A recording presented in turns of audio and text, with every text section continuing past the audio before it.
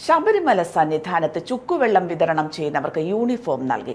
അയ്യപ്പന്റെ ചിത്രം പതിച്ച കടും നീല നിറത്തിലുള്ള ടീഷർട്ട് ധരിച്ചായിരിക്കും ഇന്നു മുതൽ ഇവരുടെ പ്രവർത്തനം. യൂണിഫോം വിതരണ ഉദ്ഘാടനം Devaswom board president advocate PS Prasanth നിർവഹിച്ചു.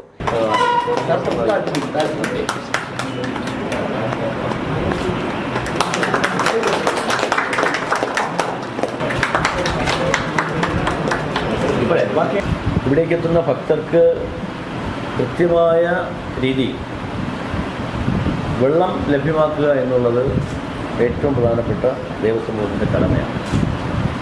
വെള്ളം മാത്രമല്ല, ലഘുഭക്ഷണവും നിങ്ങളിലൂടെയാണ് വിശ്വാസികളിലേക്ക് എത്തുന്നത്. ഒരു മനുഷ്യനെ സംബന്ധിച്ചിടത്തോളം ഏറ്റവും അടിസ്ഥാനപരമായ ആവശ്യമാണ് വെള്ളവും ഭക്ഷണവും എന്ന് പറയുന്നത്. അപ്പോൾ അത് നിങ്ങളെയാണ് ദേവസ്വം ബോർഡ് ഏൽപ്പിച്ചിരിക്കുന്നത്.